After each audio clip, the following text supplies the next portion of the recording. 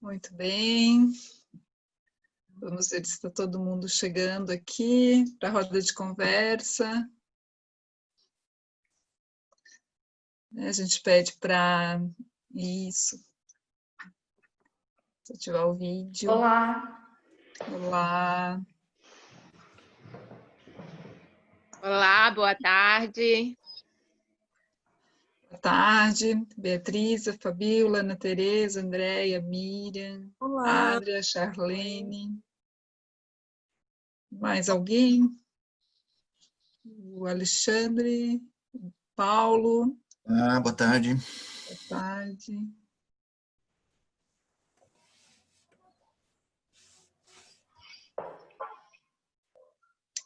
Acho que é isso. Podemos iniciar, então. Bom, né? Iniciamos a roda de conversa, né? A gente esteve conversando durante a semana, a Fabíola até brincou, um quadradinho, né? Porque não dá para ser uma roda de conversa aqui, né? Todo mundo na sua telinha. Então, a ideia aí é que tenhamos 1 hora para discutir algumas questões, né? Que a gente entende aí que são fundamentais, né? No nosso momento, né? No que tem acontecido, né, atualmente nas nossas vidas, né, que é o atendimento online, né, que já é uma prática da psicologia, né, aí aprovada pelo Conselho permitida, né, já há algum tempo, mas que hoje, né, tem sido, acho que um dos principais veículos também, né, de atuação. Então, o atendimento online, os impactos da pandemia, né, impactos psicológicos, como que os profissionais aqui estão percebendo esse fenômeno, né, a partir das suas práticas, e também uma reflexão sobre o existencialismo e a saúde pública, a saúde coletiva, né. Então, a gente vai tentar aqui distribuir um pouco essas questões, né, as falas, um tempo para cada questão, mais ou menos. Acho que isso. Tânia, queres colocar alguma coisa? Eu acho que é isso. A nossa ideia foi um pouco, quem sabe uns 20 minutos para cada tema, mas a gente sabe que também um tema atravessa um pouco o outro, a pandemia, o atendimento online, as questões que apareceram já também nas apresentações sobre questionamentos em relação ao cuidado em saúde das pessoas e na saúde pública. Então, acho que a gente pode fazer assim, é só uma divisão didática, mas a gente pode tentar fazer um pouco mais de roda, tentar um pouco circular a palavra. E então, a gente poderia começar com a questão do atendimento online, quem está se experimentando nesse lugar agora, se desafiando como psicoterapeuta também, nessa nova tecnologia, nessa nova relação terapêutica, né? E eu também um pouco, né, posso trazer um pouco minha experiência também, estou fazendo atendimentos online tanto em consultório como na saúde pública, né? Por videoconsulta, teleconsulta, e tem sido uma experiência muito interessante. E agora também, por exemplo, tenho tentado iniciar grupo online, né? Terapêutico. Então, acho que é muito interessante. Eu, da minha perspectiva, acho que o fundamento existencialista sartreano não nos impossibilita ou impede né, do uso dessa tecnologia, pelo contrário, acho que, claro, cabe a gente ainda formular e elaborar essa relação da teoria com essa tecnologia, mas ela nos permite nos experimentar nesse lugar. Então é isso, só para a gente aquecer aí o debate. Quem gostaria de começar? Eu posso falar, eu sou Beatriz, eu trabalho em Florianópolis, né? Estudo existencialismo desde 98. E confesso que em toda a minha história de psicoterapeuta, eu sempre tive uma certa resistência de trabalhar com o atendimento online. Eu tive apenas 2 experiências até este ano com um atendimento online. Mas, em função dessa necessidade, né, que a gente está vivendo, desse contexto, dessa pandemia, eu não só consegui, estou trabalhando com os meus casos antigos, a maioria deles continuam no processo psicoterapêutico, né? Alguns aderiram um pouquinho depois, né? Tiveram também a sua resistência aí em estar trabalhando online, né? Mas vieram também novos casos, né? Em função dessa ansiedade toda que a gente está, toda essa mudança que a gente está, inclusive nós estamos vivendo, né? No isolamento. Então, tá bem rico, bem produtivo, assim, o trabalho. Tem as nossas dificuldades, né? A gente pode trabalhar, mas tem alguns critérios aí, né? Como essa questão do sigilo. Então, uma das minhas pacientes, num dia eu atendia e continuei atendendo à noite, e de repente, no meio quando eu fui me deparar com ela, estava totalmente no escuro, assim, né? Daí onde é que você está? O que está acontecendo? Porque ela teve que sair de casa em função desse isolamento, de estar todo mundo em casa, companheiro, filhos. Ela saiu de casa e foi para dentro do carro, assim. Então, tem essa questão do sigilo, né? São demandas que aparecem, inclusive as problemáticas são ali no contexto familiar, na relação amorosa, e de repente, como está falando e trabalhando essas questões, de forma a ela se sentir à vontade, tranquila e segura para conseguir se colocar. Então, essa questão do sigilo é uma questão super importante, assim, que eu vejo que a gente tem que ter essa condição mínima de trabalho, né? Aspectos assim de vínculo, né? Eu fiquei com um certo receio, assim. Uma coisa é você já ter um vínculo estabelecido, já trabalhar com esses pacientes, já conhecer, já ter uma dinâmica de funcionamento do processo psicoterapêutico, e outra é você iniciar um processo psicoterapêutico, né? Então, essa formação do vínculo, como acolher essa pessoa, né? Essa questão é bem específica, assim, né? Então, isso para mim é novo, né? Então também estou me descobrindo aí essa psicoterapeuta aí online, né? Acho que a princípio é isso. Se alguém quiser já pegar a bola. Posso falar um pouquinho? Chá também. Vai, amiga. A gente tá... Não, eu ia estender a fala da Bia. Meu nome é Charlene, também trabalho, né, na clínica em Blumenau e em Indaial. E um dos meus maiores receios era a questão do vínculo, né? Eu não estava resistente, para mim, a videoconferência antes da pandemia era o último recurso, né? E hoje, querendo ou não, é nosso recurso prioritário, né? Então, o vínculo para mim era uma apreensão, assim, se eu ia conseguir manter a qualidade do vínculo que eu tenho em atendimento presencial a partir da tela. Mas a minha experiência foi, como eu já tinha, né, já venho acompanhando os meus pacientes há um bom tempo, eu não senti uma perda dessa qualidade, né? Isso me deixou até mais confiante para que eu aceitasse pacientes novos, começando nessa possibilidade online, que era uma experiência que eu não tinha, né? Então, essa confiança de perceber que o vínculo se mantém, né, com esses meus pacientes já conhecidos, me fez me lançar para novas experiências.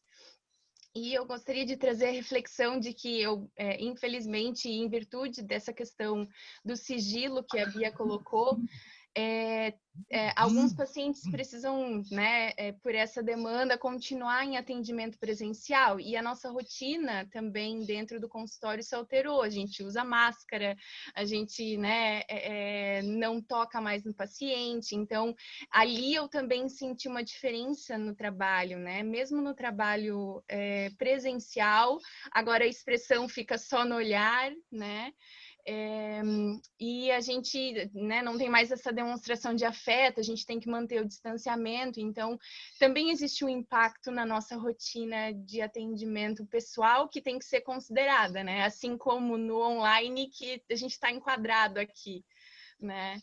Então, gostaria de trazer essa reflexão, que é algo que eu tive que me organizar também em termos de função, né?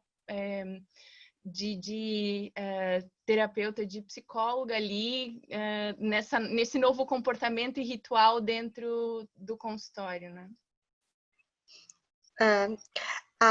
Bom, meu nome é Adria, boa tarde a todos, né? Eu e a Chá, a gente conversava bastante sobre isso também antes, sobre essas dificuldades, né, de ir atender online. E, bom, contextualizando, eu já atendi online antes da pandemia e agora eu entendo que é uma realidade nova para muitas pessoas, né? E aí tem toda essa diferenciação. Mas para mim, que já atendia antes da pandemia, também não foi tão fácil, né? Aderir aos atendimentos online. Eu clinicava. Na verdade, hoje eu faço doutorado em Florianópolis, sobre orientação da Dani, né? Sou psicóloga clínica aí desde 2012 apenas, mas fiquei atendendo em Manaus até 2017. Em 2018 fui para o doutorado em Florianópolis. Hoje eu estou em 2 endereços, conexões norte-sul, né? Estou aqui em Manaus agora, nesse momento de pandemia, né? Estou aqui nesse distanciamento de Floripa. E de 2018 até junho, né, até recentemente, eu estava em Florianópolis. E nesse período, quando eu tive que sair de Manaus, eu encaminhei todos os meus clientes da clínica lá em 2017, porque eu não conseguia cogitar a possibilidade de atender online. Para mim não fazia sentido, né? Então, até porque para a gente tudo revela, tudo quer dizer algo, todo gesto, toda ação. E aí, como pensar nisso online? E aí eu encaminhava. A gente sabe que a resolução para que o psicólogo esteja devidamente autorizado a atender online, ela é muito recente, ela é desde novembro de 2018. Só que muitas pessoas já atendiam antes, mesmo que os encontros ali eram limitados a 20 sessões, mas alguns psicólogos burlavam mesmo isso, né, e acabavam atendendo. Teve todo um movimento para conseguir essa liberação para que ultrapassasse as 20 sessões. E aí foi quando liberaram também a supervisão, né? Porque a supervisão técnica clínica só era permitida presencialmente, desde novembro de 2018 passou a ser permitida de modo online. E aí foi quando eu comecei a me experimentar, né, e ver que era possível ali esse trabalho online. Comecei com as supervisões, né, eu já fazia supervisão em Manaus, de psicólogos recém-formados, e aí comecei a fazer supervisão com algumas pessoas que antes me procuravam e eu não tinha ali, falava, ai não, online não, e aí aceitei o desafio e comecei a gostar da experiência. E aí, né, com tudo isso, falei, por que não também me experimentar na clínica? E aí comecei a atender online desde o final de 2019. Para isso, a gente tinha que fazer um cadastro no EPC, né? E aí eu estou cadastrada desde maio de 2019. E esse cadastro tinha que ser renovado a cada ano, né? Então, venceu agora dia 27 de maio e teria que ser renovado. A gente tem que tem que seguir alguns critérios, tem que garantir sigilo, tem que especificar, inclusive se a gente vai atender de forma sincrônica ou assíncrona.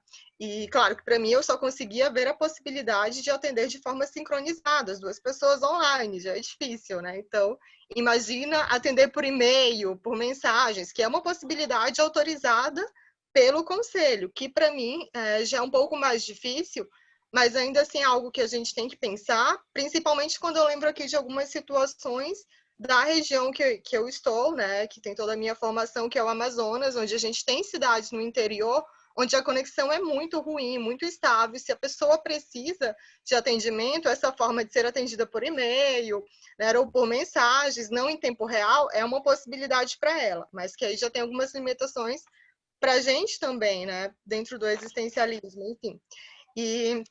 E aí eu consegui verificar essas mudanças de antes e depois da pandemia, né, inclusive agora, pessoas que não atenderiam de forma alguma passaram a atender por toda a necessidade, inclusive o Conselho de Psicologia liberou e não é mais necessário que a gente faça esse cadastro, né? Qualquer psicólogo que tem o CRP pode fazer o atendimento online sem necessariamente estar registrado no cadastro EPC. Inclusive, pela demanda, eles nem estão conseguindo renovar os cadastros de quem já era, né? Então, está tudo em suspenso. por conta dessa mudança. E aí, o que eu fui percebendo nessa mudança de antes da pandemia, atendendo online, e agora, para mim, essa experiência? Antes eu estava atendendo casos, inclusive de pessoas, de clientes antigos, né, que voltaram, e teve uma experiência muito interessante que eu comecei a atender uma pessoa, voltei a atender online, uma pessoa que eu já tinha atendido presencialmente, parecido com o que a Charlene falou, né? E aí a gente já tem todo o vínculo, ok. Mas no começo eu reclamava bastante, eu falava, vai não vou querer atender online, não é possível, é muito ruim, não é a mesma coisa, eu sinto falta. A pessoa começa a chorar, eu queria ter a minha caixinha de lenços para oferecer, e esse é o maior drama, né? Oferecer aquele acolhimento, aquela caixinha de lenços, e online a gente não tem como fazer isso, mas aos poucos, né, eu fui me familiarizando, e aí hoje essa câmera não é um problema, não necessariamente algo ruim, passei até a gostar de atender online, e aí comecei a ter relatos das pessoas que eu atendia que elas preferiam também, né? Para algumas era mais confortável, não ter que fazer todo o deslocamento, passar horas no trânsito, então ali tinha os prós e os contras. Enquanto para outras pessoas não é possível, pela questão do sigilo, então algumas pessoas a gente tem que encaminhar para atendimento presencial de fato, porque tem a questão de não ter privacidade, algo que eu vou sempre colocar, olha, para eu te atender eu preciso que você garanta o mínimo de privacidade e uma conexão razoável para a gente fazer em tempo real. Se isso não é possível, a gente vai tentar encontrar alguém para te atender presencialmente, na mesma abordagem, porque geralmente as pessoas procuram a gente pela questão da abordagem também, né, e aí a gente vai indicando os colegas, e são requisitos ali para a gente conseguir minimamente fazer um atendimento dentro do que a gente acredita e dessa nossa perspectiva de trabalho. E agora, depois da pandemia, muitas pessoas que não queriam e não pensavam de forma alguma em ser atendidas virtualmente, passaram a ter essa necessidade. E a gente viu uma grande demanda, né? E eu acho que isso é a experiência de outros colegas também que podem falar dessa experiência pós, né, pandemia, como que está sendo, para não ficar falando aqui, senão eu vou ficar falando e monopolizando a fala, e não é essa a ideia.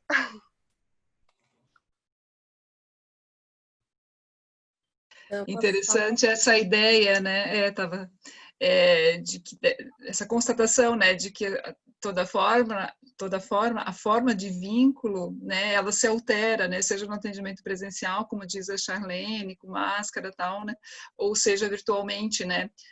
Então, vocês estão dizendo isso, que é possível manter o vínculo, né, e que talvez ele se dê mesmo por outras vias, né, de outro jeito, né. Eu conversava com a Tânia nessa semana, a gente falava um pouco disso, assim, de que o atendimento na casa das pessoas, né, você acaba vendo de alguma forma algum aspecto da casa, o animal de estimação passando ali atrás, né, o gatinho, o, sei lá, o cachorro, né, que quer mostrar, ou ele se intromete aqui na entrevista, e tudo isso acaba de alguma forma também vinculando, né, sendo elementos, né, de aproximação, de criação de vínculo, né, não sei se vocês percebem assim também, né. Sim, Zuleika. Eu sou a Miriam, eu sou psicóloga clínica, atendo aqui em Blumenau também. Estou atendendo online agora, tinha a mesma resistência que todo mundo comentou até agora, mas acabei agora no momento, na verdade, eu estou até gostando bastante, me apaixonei pelo atendimento online. E eu também percebo que o vínculo é possível a gente manter, né? Talvez num formato um pouco diferente, né? É possível estabelecer também a relação de confiança, né, com o paciente. Eu acho que o que é mais desafiador no atendimento online é a gente alcançar o psicofísico do paciente, né? Antes a gente tinha todo o setting terapêutico, tinha, né, consultório e tal, a gente conseguia perceber o paciente inteiro na nossa frente, e agora é uma tela, né? É mais parte de cima que a gente percebe. Então, a gente precisa estar bem mais focado, né? Mais focado para conseguir alcançar. Porque, quer queira ou quer não, o psicofísico é o nosso termômetro, né? Tanto para dizer do emocional do paciente, quanto para dizer como está a nossa intervenção, né? Então, isso é o que eu tenho visto assim como mais desafiador. Não é nada impossível, é possível, só é mais desafiador, né? Eu sou Paulo, aqui do Nexus de Blumenau também. E eu queria pegar um gancho nisso que a Miriam está falando, porque, inclusive, ontem eu estava tratando disso numa aula aqui de teorias e técnicas em fenomenologia, aqui na FURB, né? E é sobre essa questão mesmo do atendimento online, da viabilidade disso, né? E quanto que isso é possível, né? E estava se tratando exatamente dessa questão do olhar para o não verbal, né? E aí é que isso é o que a gente perde mais, inclusive. E não só por o fato de não conseguir ver o corpo inteiro, mas indicadores do tipo do olhar, por exemplo, né? A questão do olhar do paciente diz muito do como ele está vivendo a situação, né? E quando você está mediado por uma tela, isso aqui você não tem para onde olhar direito, né? Você não sabe se olha para a câmera, se olha para o cara ali, então esse olhar tá desvirtuado, você não pode mais contar com essa informação, né? E isso é uma coisa que a gente perde bastante. Mas a Adri também trouxe uma questão importante que tem certos casos que se viabilizam através do atendimento online, né? A gente pensou várias possibilidades, né? Gente que não tem como se locomover, gente que está internado, coisa assim, ou até pacientes que têm dificuldade de vincular, que têm dificuldade de estar presente com outra pessoa, né? Que se sente mais confortável ou mais seguro atrás de uma câmera, né? Também pode ser interessante, desse ponto de vista, de viabilizar pelo menos um início do processo, né? Até ele ganhar segurança para sair e ganhar essa confiança em si mesmo e tal, para poder estar presente e falar de si mesmo presencialmente, né? Também uma vantagem, vamos colocar assim, dessa questão do online. Eu também, antes da pandemia, não me via atendendo online, tinha até algum preconceito em relação a isso, acompanhava esse desenrolar no conselho, né, que foi muito, aos poucos, eles foram liberando, primeiro só para pesquisa, depois para algum aconselhamento e tal, eles foram muito cautelosos nisso, então eu vi que, né, se eles estão sendo cautelosos é porque isso não é muito... vamos dizer assim, interessante, né? Não é muito viabilizador, ou não é muito, enfim, adequado, né? Mas, aos poucos, quando a gente vai sendo obrigado, e uma coisa que essa pandemia está colocando muito para a gente é a questão da adaptação, né? Então, a gente vai se adaptando, né? À medida que isso, né, coloca como uma necessidade, a gente vai se adaptando e vai entendendo e vai aprendendo as possibilidades disso e se adaptando e fazendo e tal. O que eu estou percebendo é que, apesar de a gente perder, né, algumas coisas em termos de informação, essa questão do psicofísico e tal, não inviabiliza, né? Não inviabiliza o processo, os resultados são... continua acontecendo, inclusive o próprio conselho tem estudos dizendo, né, mostrando que os resultados acontecem mesmo no processo online. Então, é uma questão da gente, né, se adaptar e entender aí quais são os prós e os contras e tal, e colocar isso, né, a favor, né? Há um favorecimento em certos aspectos, sim, né? Há algumas perdas, mas também há alguns favorecimentos que são importantes nesse processo que a gente pode, né, aprofundar e tal. Eu queria dizer uma coisa, acrescentar e já tentando encadear com o próximo tema, que é a experimentação, né, psíquica no contexto da pandemia que a gente está vivendo, como a gente pode olhar isso do ponto de vista existencialista. Bem, mas eu queria dizer que na minha prática, por exemplo, na saúde pública, eu não tinha outra alternativa senão viabilizar o atendimento online também com os usuários do SUS. Por quê? Porque eu estou numa unidade básica de saúde agora, né, no posto de saúde, e a gente está com restrição de acesso na unidade, porque não queremos expor os pacientes à contaminação, né? Já é um risco para nós que estamos lá. A gente, então, diminuiu muito, restringiu muito o acesso à unidade básica de saúde. E começamos, então, a fazer, até viabilizar isso, de ter um telefone com sigilo, um celular só meu, né, para que eu possa fazer os atendimentos com os pacientes. E também tive, claro, que me desafiar e enfrentar a realidade de não ser só os pacientes que eu já conhecia e que eu já atendia. Esses também, mas chegam outros necessitando aí do atendimento nesse momento que eles realmente estão necessitando muito, né? Então, eu já queria encadear aqui com essa outra discussão, né, como as pessoas estão vivenciando esse processo, né, do isolamento social, o que significa para nós isso na compreensão das pessoas, como elas estão chegando para nós nesse contexto, né, e como que a gente está podendo também responder, atuar e poder cuidar das pessoas nesse momento, não abandoná-las, né? E pelo contrário, então acho que as ferramentas precisam mudar, a metodologia tem que ir se acertando, mas o nosso compromisso maior é em atender as pessoas, né? Então... Eu gostaria então de pegar o gancho da Tânia e fazer a minha contribuição. Eu sou Andréa Silveira, eu sou psicóloga clínica do trabalho, também atuo a partir do existencialismo sartreano e numa cidade operária, né, daria para chamar assim, que é a cidade de Chapecó. Então, eu vou fazer um pouquinho a relação com o trabalho também. Em relação a essa modalidade, né, de trabalho online, nós não fomos os únicos, nós psicólogos, a nos depararmos com essa necessidade. Outros profissionais também.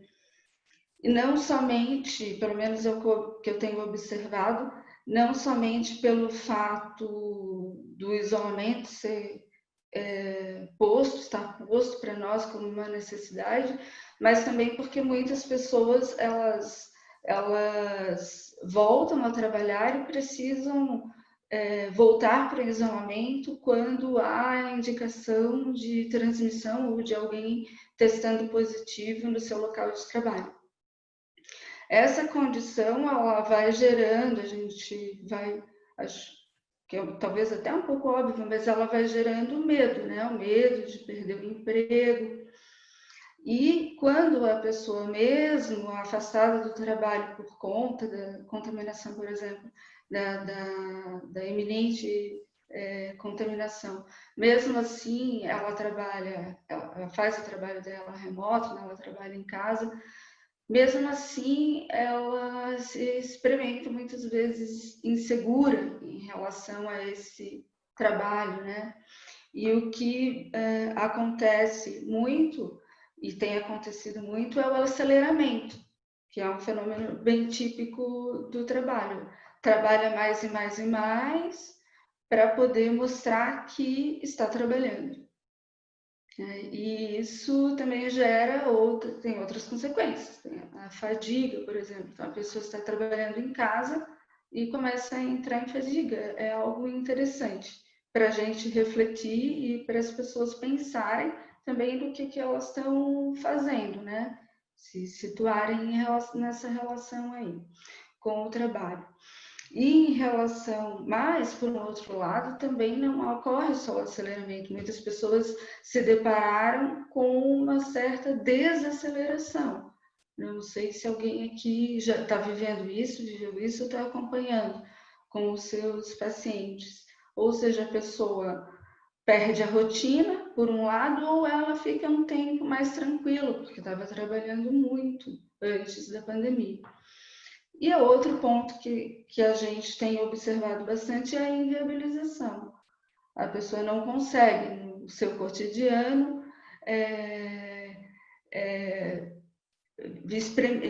como que eu posso dizer? Objetivar o seu projeto de ser nas suas ações cotidianas. É como se ficasse uma distância enorme daquilo que ela vinha fazendo antes da pandemia.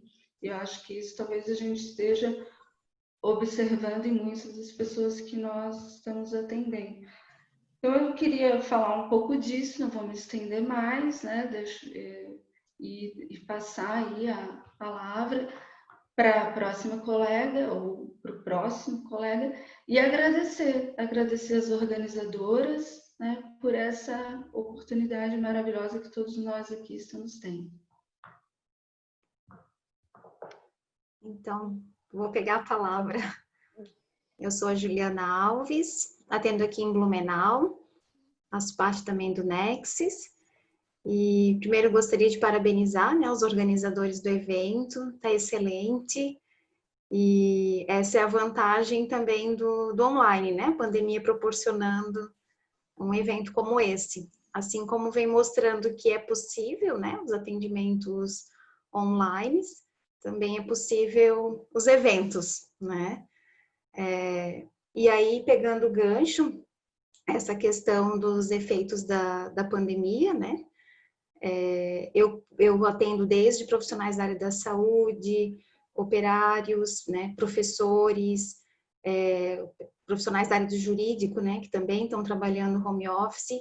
Então, percebo desde a questão do aceleramento, alguns por conta da insegurança, também do medo, né, de perder o emprego, até mesmo adversidades, né, no campo do trabalho, por exemplo, no judiciário, né, algumas mudanças no processo, audiências, né, casos que não podem prescrever, então como fazer uma audiência online, por exemplo. Então, os profissionais tendo que dar conta dessa adaptação, dessa mudança nos processos, né, e isso gerando uma carga horária de trabalho muito superior, né, ao que era anteriormente, até nessa responsabilidade de poder viabilizar, né, o que era a vida antes do isolamento social. E esse aceleramento somado à questão de não ter escolas, né, não ter a ajuda, né, o apoio da rede, apoio social, rede social, então para não ter a contaminação, então já não pode mais contar com a ajuda de avós, né, de irmãos. Então, essa sobrecarga no interior da família, né, nessa tripla, quádrupla jornada, e tudo misturado, né, quer dizer, enquanto está trabalhando home office, cuidando dos filhos, tendo que, às vezes, né, produzir alimento, né, o almoço, o jantar, que antes podia ser terceirizado, poderia estar, né, comendo em restaurante, então é uma forma nova de vida que realmente tem proporcionado uma sobrecarga, e aí um aceleramento nesse sentido. Por outro lado, também concordo que tem casos de apatia, né? Esse desaceleramento por conta de uma perda de perspectiva de viabilização do projeto mesmo. Como se estivesse num limbo, né? Então, quando que a pandemia vai acabar? Não há uma data, né? Não há uma previsão. Então, estou em suspenso, né? Entrando num vazio de ser, não vendo outras possibilidades, né, de viabilizar em relação, né? E até uma insegurança em como vai ser o pós-pandemia. Então, não vendo perspectivas de viabilizar, né, já que há um modo de ser diferenciado atualmente, mas e como vai ser esse pós-pandemia? Né? Então, esse estado de insegurança e de pouca perspectiva gerando essa apatia, né?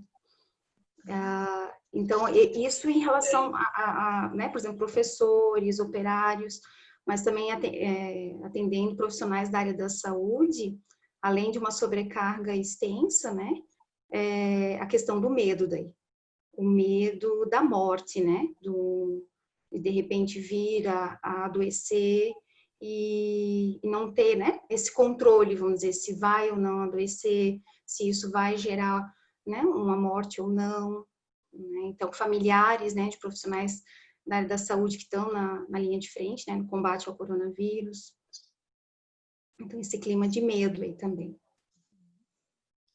Talvez, né, seja interessante destacar isso que a Juliana coloca, descreve um pouco esse impacto no projeto de ser, né, essa ameaça da realização do projeto, do desejo, essa suspensão, né, enfim, essas escolhas aí, né, no campo de possíveis tão diferentes agora, né, ela acontece, pensando na questão familiar, né, acontece com todos os sujeitos que estão ali na família, né, então não é apenas um dos integrantes da família que está vivendo esse processo, né, cada um ali, né, está vivendo o seu processo, né, sejam os filhos, se for o caso de uma família com filhos, pais, né, todos estão com seus projetos em questão, né, então não se trata de uma pessoa apenas lá dentro, mas é um grupo, né, que está sofrendo alterações no grupo, como grupo, né, mas no conjunto, assim, individualmente, né, então pensando assim, a atenção, né, as dificuldades, né, a mudança que se coloca aí, os questionamentos e as definições, indecisões e medos, né, um conjunto de afetações. E é interessante ver como, numa atmosfera, né, de insegurança e medo, como entra um movimento de exigência, né, no interior do grupo familiar, de um com os outros, né, em relação a si mesmo, essa exigência de ser até, de ter uma performance, um resultado, como se o contexto fosse o mesmo que o anterior à pandemia, né. Então, por exemplo, em relação à educação dos filhos, né, muitos pais, até numa exigência, né, da aprendizagem ser ao mesmo modo e que se tenha o mesmo resultado, entre aspas, né, uma produtividade, como ocorria antes do estudo online, né? O que a gente sabe que as crianças, né, e os jovens têm bastante dificuldade de concentração, de conexão com os colegas, com o professor. Então, esse processo de ensino-aprendizagem acaba também né, precisando de um processo de adaptação, né? E como os pais tendo que ser mediação, ao mesmo tempo que precisam trabalhar numa carga horária às vezes muito mais extensa, trazendo uma pressão e até uma atmosfera de tensão, né, no interior da família.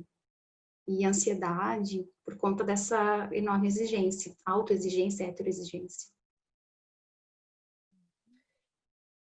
Então, eu sou Ana Tereza e eu estou falando de São José dos Campos, onde eu moro atualmente.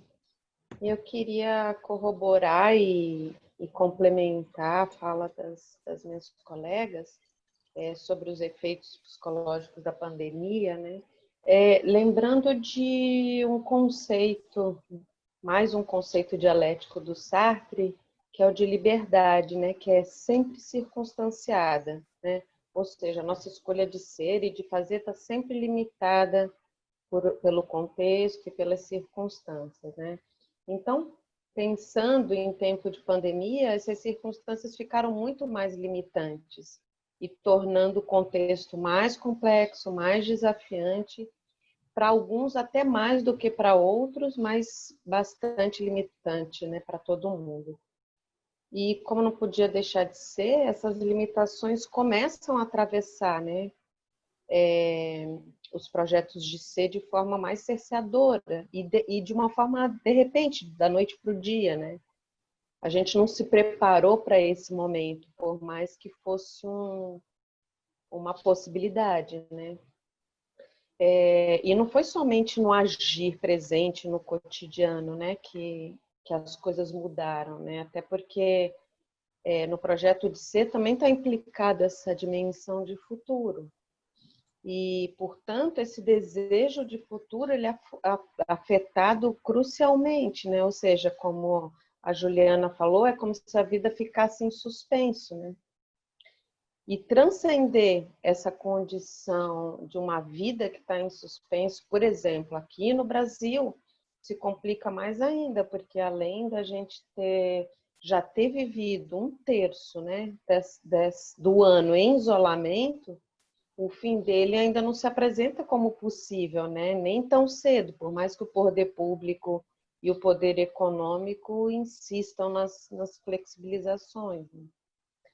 Também vão ter consequências essa gente flexibilizar o isolamento. Né? E além desses elementos que eu falei, né, do projeto de ser e da liberdade, eu também vejo, por exemplo, as pessoas vivendo também, como a Juliana falou, esses perfis, né? Tudo ao mesmo tempo agora e tudo isso no mesmo espaço físico, né? e os perfis de todo mundo que está dentro de uma mesma casa, por exemplo, como a Azul trouxe, né? Não que a gente já não os viva concomitantemente, né? Porque a gente é um ser só, mas eu acho que de forma mais complexa, por a gente estar vivendo tudo aqui e agora, né? Então, por exemplo, uma mulher que é mãe, ela pode também ser filha, ela também pode ser profissional, cuidadora dos pais, cuidadora dos filhos, professora dos filhos, tutora dos filhos nas tarefas, né? Junto aos filhos, que isso tem demandado muito dos pais, que têm filhos nas escolas particulares e nas públicas também, né? E até as públicas têm um agravante que muitos pais não têm como imprimir as tarefas, aí tem que buscar na escola os papéis, tem que devolver, ou seja, exigindo esse deslocamento e mais perigo, mais insegurança. Então, o que eu vejo, por exemplo, no consultório, hoje em dia, no consultório online, são esses gatilhos mais frequentes, né? Objetos emocionadores vivenciados com mais força e, portanto, alguns conflitos mais acirrados nas relações familiares, como, por exemplo, nas discussões de delimitação de espaço, na redistribuição das tarefas de casa, na busca por definição de um ambiente minimamente ideal, né, para trabalhar e para estudar, essa organização da intimidade dos casais e até mesmo nessa privacidade individual, dificultando até essa questão do sigilo que alguns trouxeram para fazer a própria terapia, né? Onde a terapia é o lugar onde para a gente repensar melhoras, né, de um cotidiano, até isso fica difícil, né? Outros aspectos também, né, que eu vejo as angústias, né, causada por essa perda de emprego, pela falta de dinheiro, da falta de dinheiro para o básico, né? Nem todo mundo está conseguindo acessar aquela renda básica. Isso também é uma outra coisa, a dificuldade das pessoas acessarem os serviços públicos, tanto para conseguir acessar a sua renda básica, como também até o próprio acesso à saúde, né? Até já vi pessoas que pegaram o Covid e que não conseguem acessar o serviço público, né? E até as outras doenças também que ficam tudo em suspensão também. E a questão, eu tive uma paciente que a filha se descobriu um abuso sexual na família, e aí também toda a rede de atendimento público para essa questão também toda difícil, né? Toda truncada, né? Então, como isso impacta também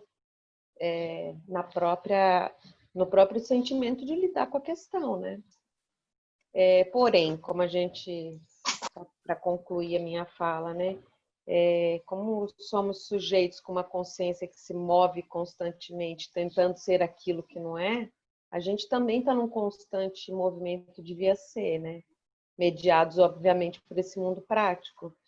Então, acho que a gente acabou se readaptando, né? Acho que no começo foi um pouco mais complicado, mas eu acho que também a gente acabou se readaptando com essas possibilidades da tecnologia, inclusive no nosso fazer profissional. Eu acho que isso é uma realidade, quero ressaltar que eu acho que isso é uma realidade para uma determinada classe social. Acho que tem uma outra classe social que ainda não consegue acessar, ainda tem muita dificuldade de acessar essas possibilidades, né, tecnológicas, e que está a ver navios aí, mas enfim, acho que a gente tem feito o possível, e os que conseguem acessar, eu acho que tem conseguido se recompreender, compreender o outro, né? E repensarem até seus próprios projetos originais diante dessas circunstâncias, né? Buscando as brechas, né? tecido tão complexo hoje em dia, mas que as brechas existem, elas existem e a gente vai tentando abri-las, né? É isso, gente. Obrigada pelo tempo. Desculpa se falei muito. Acho que essa última questão que a TT destaca, né, a Ana Teresa destaca, né, que são as diferenças sociais, desigualdades, né, tão evidentes e fortes aqui no país, nos leva então à nossa última questão aqui do debate, né, que é pensar a questão da saúde pública também aí sofrendo um desmonte, né, com muitas dificuldades de se, enfim, né, de manter sua estrutura, né, pela pandemia, mas não só, né, pela pandemia, por outras questões políticas aí, mas, enfim, acho que a gente pode, então, entrar aí na questão da saúde pública e acesso a outras populações. Ia pegar um gancho, então, vocês estão me ouvindo bem? Tá dando para ouvir bem? Tá, legal. Assim, pensando um pouquinho, né, também pegando o gancho da Ana Teresa e pensando um pouco do existencialismo na saúde pública, eu sou Fabíola, né, sou psicóloga, trabalho na área clínica, mas tenho formação em psicologia hospitalar e atualmente como docente da Unisul também oriento estágio em hospital, supervisiono, e fiz a minha tese de doutorado sobre cuidados paliativos, né? Então, cuidando de pacientes em final de vida, pensando um pouco a relação do sujeito com a morte, né? De como esse projeto de ser aí, ele se reorganiza a partir também do adoecimento, de uma perspectiva próxima aí de uma morte como fato, né? De uma morte concreta. Então, assim, pensando assim, né, qual que é a contribuição que eu queria dar, né, e para a gente pensar aqui, o quanto o existencialismo é potente, assim, né, para a gente pensar essas práticas aí também na saúde, assim, do quanto, como vocês comentaram aqui, né, pensando tanto na situação geral da pandemia, como no adoecimento, então, para quem adoece aí, né, de Covid, por exemplo, o quanto isso vai lançar o sujeito à necessidade de, muitas vezes, rever e reorganizar o seu projeto de ser, e o modo como a pessoa enfrenta o adoecimento e da mesma maneira como ela vive a situação atual agora relacionada à pandemia, também tá muito articulado aí o modo como ela vinha vivendo o seu projeto, né, e o quanto ela, por exemplo, estava inviabilizada ou não também no seu projeto, em que medida ela conseguia, enfim, se viabilizar aí no seu movimento no mundo, e o quanto a situação do adoecimento, por exemplo, e mesmo da pandemia, das perdas aí que acontecem, vão obrigar, de certa forma, o sujeito a rever, né, o seu projeto e reorganizar, pensando, então, no futuro que se apresenta, e, ao mesmo tempo, que a doença e as situações de perdas, elas são vividas a partir do modo como o sujeito vinha organizando e vivendo esse projeto, assim, acho que tem esses dois aspectos, né, se eu consigo me fazer claro. E aí, assim, pensando na prática hospitalar, na prática da saúde, então, a gente pode pensar, o Sartre faz uma discussão sobre a questão da morte, né, da morte como um absurdo em termos ontológicos, porque ela é o que, de alguma maneira, nadifica as nossas possibilidades, né, porque como a gente sempre se volta aí para o futuro, e acho bem legal em algum momento, né, se falou disso, e o Sartre fala da importância da gente ter esperança, né, de se manter na esperança aí como elemento fundamental para a gente continuar buscando ser quem a gente deseja ser, né.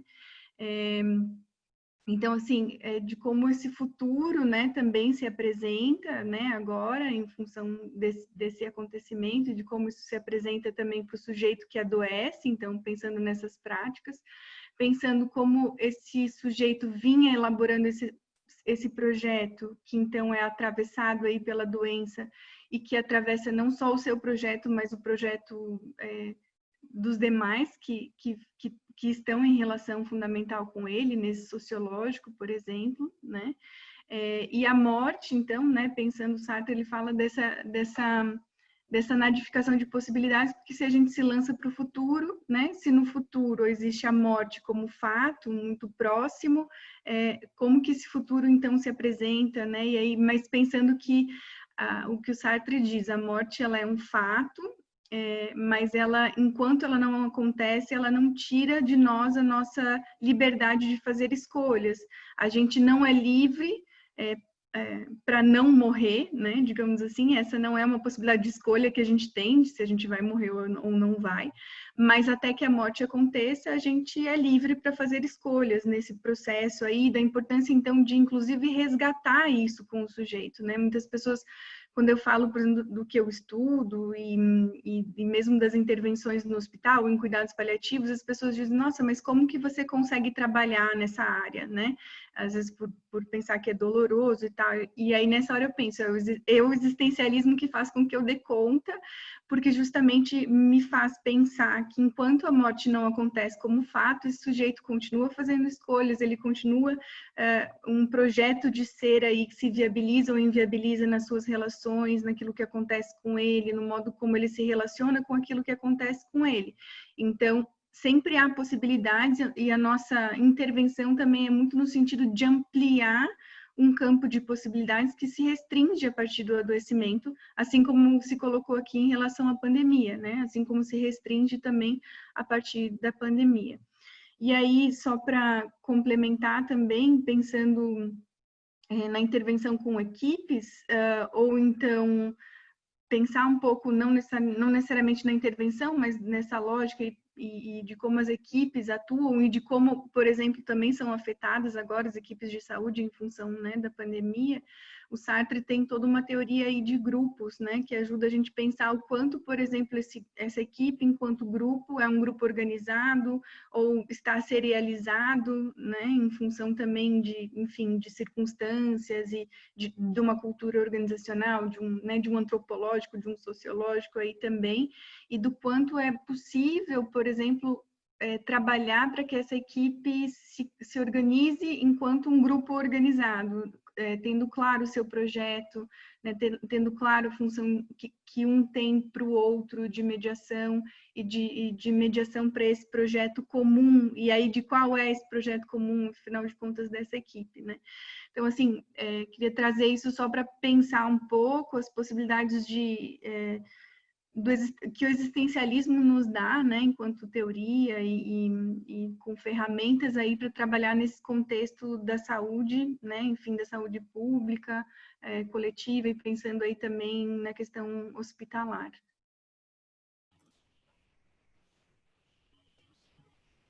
Olá, pessoal. Eu sou o Carlos Alexandre, eu sou de Florianópolis, eu sou psicólogo, atuo na clínica também. Também trabalho com gestão de pessoas, numa instituição de ensino, Faculdade Sansperi. Eu sou mestrando da Daniela, pelo Psiclin, né? E a minha pesquisa é um modelo de intervenção em grupo, da qual a minha orientação é existencialismo. Então, assim, é uma ferramenta que trabalha plano de ação de bem-estar em saúde mental. E pensar um pouquinho, quando até a Fabíola traz essa questão do existencialismo para grupos, assim, o quanto eu venho de uma experiência da saúde pública, trabalhando aí com o pessoal de CAPS 1, CAPS 2 e CAPS AD, e o quanto a potência desses grupos, né, ele revela o que a teoria do existencialismo traz como projeto de vida, esse projeto existencial. E a todo momento, nesses grupos, a gente se coloca numa horizontalidade, né, para poder trabalhar essas experiências dessas pessoas, que quando a gente trabalha num recorte de CAPS, a gente percebe que elas vêm já marcadas de uma história psiquiatrizante. Então, muitas medicalizadas, em excesso, a gente percebe. Então, você vê o quanto, às vezes, vai se perdendo a autenticidade daquele ser, e a gente vem com esse trabalho de poder revelar o quanto essa pessoa, esse saber de ser dela, é importante a partir das temáticas de grupo.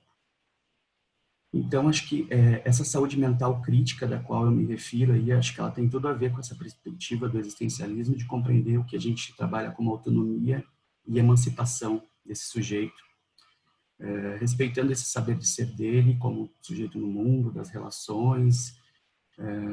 Então, o quanto essa clínica também ampliada, né, uma clínica do sujeito, a gente trabalha as questões antimanicomiais, então, para pensar que o CAPS como dispositivo é uma potência de vida para essas pessoas, e a gente poder trabalhar e romper os muros dessa institucionalização muitas vezes. Então, assim, essa autonomia de cada um, entendendo que esse projeto ele é de necessidades de vida, né? As pessoas, elas buscam viver quando a gente percebe que o diagnóstico que elas trazem muitas vezes não se resume ao que elas são.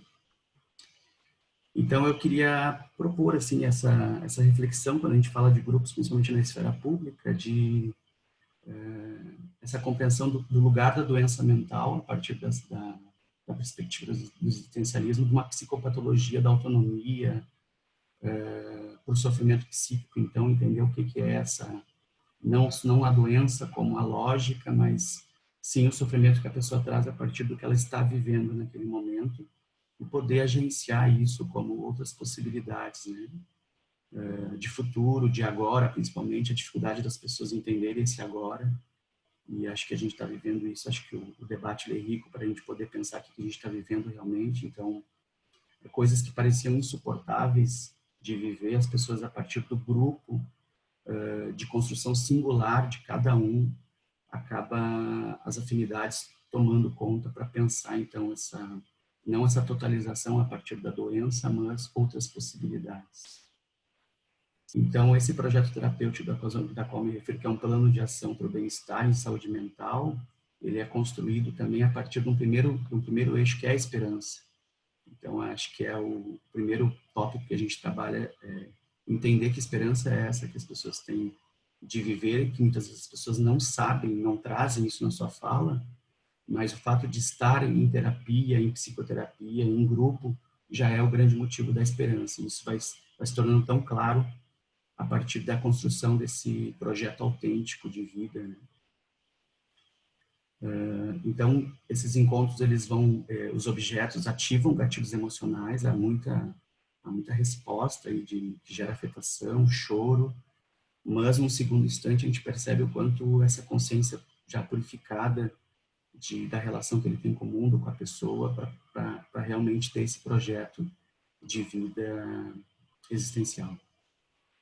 Também, assim, acho que a gente acaba desconstruindo um pouco, por exemplo, quando a gente fala só de família e relação terapêutica, porque o grupo, eles têm uma potência de suporte e vai se criando uma rede, né? O que eu gosto de falar que é uma rede de apoio, né?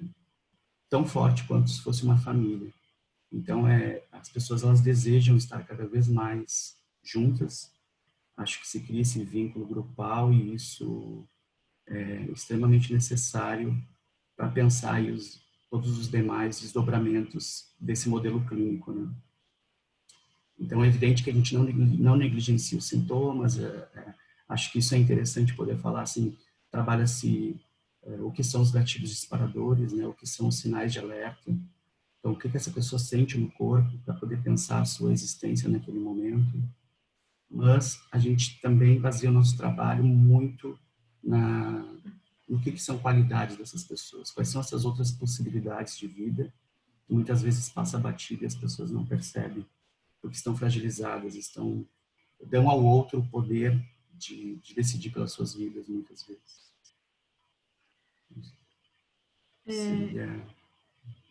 Eu sei que a gente já está né, no horário aí, mas só queria ainda, antes da gente talvez encerrar, só citar rapidamente do quanto eu falei da questão da morte, né, do adoecimento da morte, mas do quanto o existencialismo também vai ajudar a gente a pensar na questão do luto, assim, né, que acho que essa é uma questão que agora se coloca muito também, né, em função da pandemia e não só pela quantidade de mortes que indicam, né, pessoas queridas, né, que enfim, morrem e não estão mais aí, então, presentes fisicamente, né, com as suas famílias, com as pessoas queridas, mas aí toda a circunstância, né, da ausência de rituais, enfim, né, mas só para a gente pensar que, assim, às vezes a gente tem uma lógica muito patologizante também do luto, né, e que o existencialismo, ele abre muitas possibilidades da gente pensar o luto a partir das biografias, né, do movimento do sujeito no mundo, a partir do seu projeto de ser e da função importante que as pessoas têm na nossa vida e no nosso projeto, e da necessidade da gente reorganizar esse projeto também a partir da morte